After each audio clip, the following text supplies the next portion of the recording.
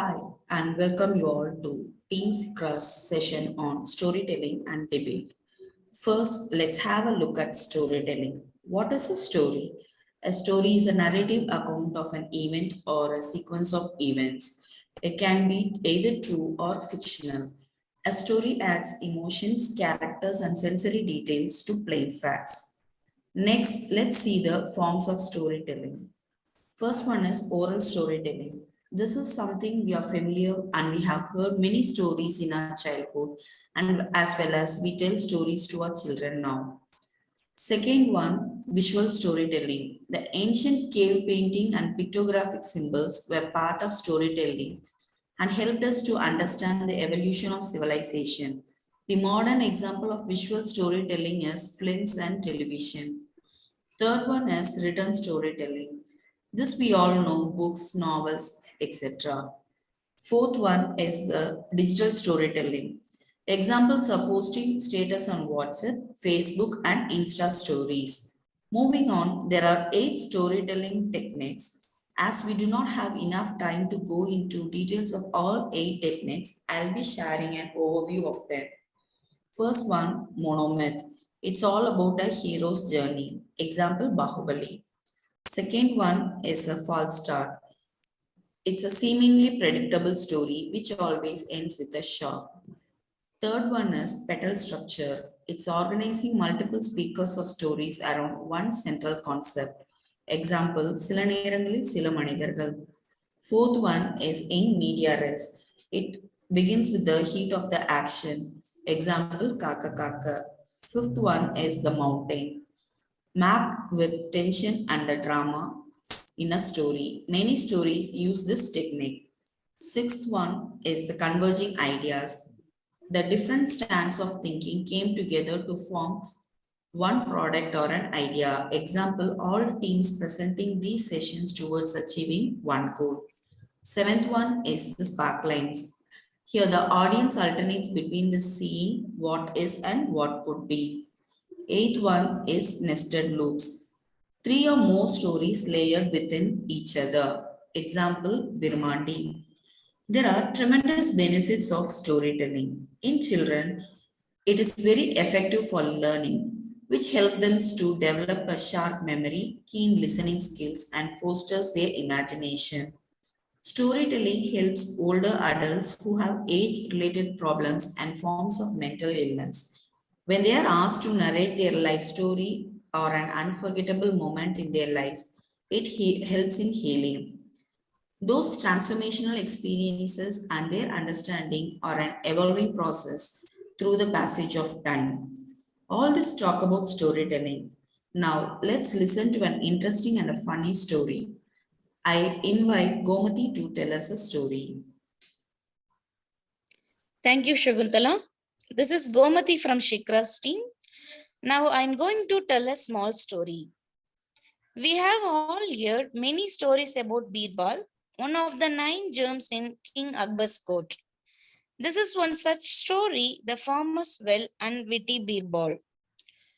Once upon a time, a farmer was looking for a water source for his farm. When he bought a well from his neighbor, the neighbor, however, was a cunning fellow. The next day, as the farmer came to draw water from his well, the neighbor refused to let him take any water. When the farmer asked why, the neighbor replied, I sold you only the well, not the water, and walked away. The helpless farmer went to the emperor to ask for justice. He explained what had happened. The emperor called on Birbal. Birbal went on to question the neighbor. Why don't you let the farmer take water from the well? You did sell the well to the farmer. The neighbor replied, Birbal, I did sell the well to the farmer, but not the water within it. He has no right to draw water from the well. Birbal said, Look, since you sold the well, you have no right to keep the water in the farmer's well. Either you pay rent to the farmer or take it out immediately. Realizing that his scheme had failed, the neighbor apologized and went home. And moral of the story is do not cheat. Hope all you enjoyed this story. And this is the combination of monomyth and mountain storytelling technique, as it has some twist in the plot and keeps the tension or drama alive, and is the former story a single person's journey through the story. I now invite Praveen to lead us through the topic debate.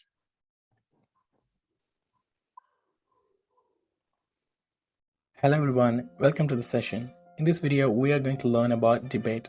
We are going to cover this session by these three main topics. The first one, what is debate? Second one, what kind of things you should not do during debate? And the last one, what kind of things you should do during debate? Let's move to the first one. What is debate? A debate is an organized argument or contest of ideas in which the participants discuss a topic from two opposing sides. Those who agree with the statement, they are called pro side. Those who will not agree with the point, they are called con side. Each side will show in an organized, clever way why they believe have the right answers. They will use examples and evidence to support the ideas while working toward the conclusion. Okay, let's move on to the next one. Things you should avoid during debate. The first one, don't start that you know everything. Everyone has something to learn and no one knows everything. It doesn't matter what you do for work, where you went to school, or anything else for that matter. Start off with the spirit of wanting to learn something from another person. If you take the approach of knowing it all, then you can't connect with another person at the level of necessary to solve the conflict. Number 2. Don't be disrespectful. This includes rolling your eyes, shaking your head, and using comments about their height, weight, religion, job, education, or sexual preference, and more. Don't use your body to be disrespectful, and don't be sarcastic or insult other person with some bad words. It makes other person feel like they are wasting their time with you, and it makes you look like a complete useless. Number 3. Don't interrupt. Everyone probably knows what it's like to be interrupted, and it's not a great feeling. Let other person finish what they are saying. Pay attention. Wait until they are done to start speaking. If you show them respect and that you value what they have to say, when it's your turn to talk, they will give the time to return the favor. If you keep interrupting them, they will stop trying to explain stuff to you, and you will find yourself sitting there talking while no one is listening to a thing that you are saying. Number 4. Don't raise your voice. This frequently happens due to being interrupted or to interrupt someone else, because you don't feel like they have understood anything you have said. The other times people raise their voice is for what called a shouting match. When there is a shouting match going on, it's usually two people insulting each other. Number 5. Never walk away until it's over. The only time it's ever appropriate to walk away from an argument is if it becomes emotionally or verbally abusive.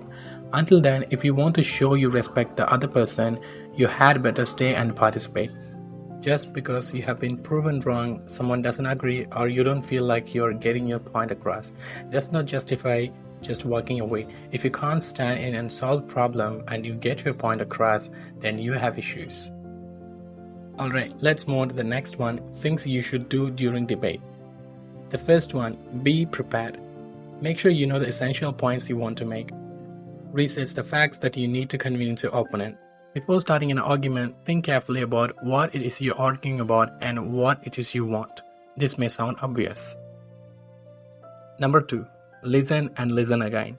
Listen carefully to what other person is saying. Watch their body language. Listen for the meaning behind their words. As a general rule, you should spend more time listening than talking. Aim for listening for 75% of the conversation and giving your own arguments 20%. And listening doesn't mean that you're thinking about what you're going to say next. Number 3, be alert. Arguments are not always as good as they first appear. Be aware of your opponent's use of statistics. Keep alert for distraction techniques such as personal attacks. Look for concealed questions and false choices. Number 4, maintain relationship. This is absolute key. What do you want from this argument? Humiliating, embarrassing, or aggravating your opponent might make you feel good at the time. but you might have many lonely days to rue your mistake. Find a result that works for both of you. You need to move forward, then you will be able to argue another day. Number 5. Get data from the reliable source. While you're trying to prove something is right or wrong, have a valuable and reliable data, which makes your conversation very, very respectful. But be sure data are a double-sided knife. We hope you have learned something. We'll see you soon. Bye.